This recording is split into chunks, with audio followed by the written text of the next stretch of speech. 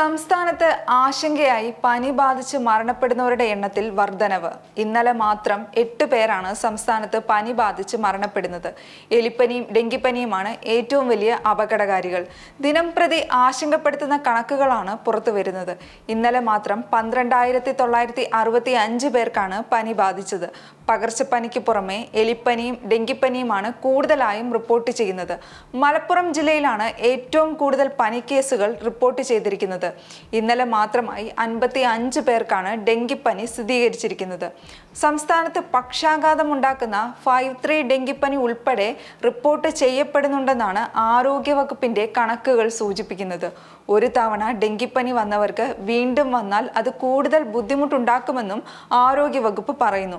അതേസമയം സംസ്ഥാനത്ത് പനിക്കേസുകൾ ഉയരുന്ന പശ്ചാത്തലത്തിൽ ആരോഗ്യവകുപ്പ് മുന്നൊരുക്കങ്ങൾ ശക്തമാക്കുന്നുണ്ട്. കഴിഞ്ഞ ദിവസം ആരോഗ്യമന്ത്രി വീണ ജോർജ്, റവന്യൂ വകുപ്പ് മന്ത്രി കെ രാജൻ എന്നിവരുടെ നേതൃത്വത്തിൽ ജില്ലാ കളക്ടർമാരുടെ യോഗം ചേർന്നിരുന്നു. എല്ലാ വാർഡുകളിലെയും ജാഗ്രതാ സമിതികൾ കൃത്യമായി പ്രവർത്തിക്കണം. കളക്ടർമാർ അടിയന്തരമായി യോഗം ചേർന്ന് യോഗത്തിലെ നിർദ്ദേശങ്ങൾ നടപ്പിലാക്കണം. സ്വകാര്യ ആശുപത്രികളുടെ യോഗം കളക്ടർമാർ വിളിച്ചു ചേർക്കണം. ദുരിതാശ്വാസ ക്യാമ്പുകളിൽ പനിബാധിതർക്ക് പ്രത്യേക സ്ഥലം കണ്ടെത്തണമെന്ന നിർദ്ദേശവും യോഗത്തിൽ മുന്നോട്ട് വെച്ചു. വരുന്ന ദിവസങ്ങളിൽ ശുചീകരണ പ്രവർത്തനങ്ങൾക്ക് നേതൃത്വം നൽകണമെന്നും കൊതുക് നശീകരണം പോലുള്ള പ്രവർത്തനങ്ങൾ നടത്തണമെന്നും യോഗത്തിൽ പറഞ്ഞു. തദ്ദേശ സ്ഥാപനത്തിൽ 2 ആഴ്ചയിലൊരിക്കൽ യോഗം ചേരാൻ തദ്ദേശ വകുപ്പ് മന്ത്രിയുമായുള്ള യോഗത്തിൽ തീരുമാനമെടുത്തിരുന്നു.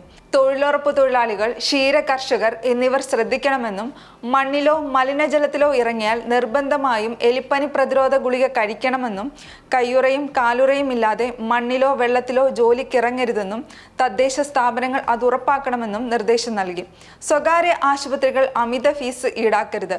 ജില്ലാ കളക്ടർമാർ അവരുടെ യോഗം വിളിക്കുമ്പോൾ ചികിത്സാ പ്രോട്ടോകോൾ ഉറപ്പാക്കാനും നിർദ്ദേശം നൽകേണ്ടതാണെന്നും ആരോഗ്യമന്ത്രി അറിയിച്ചു.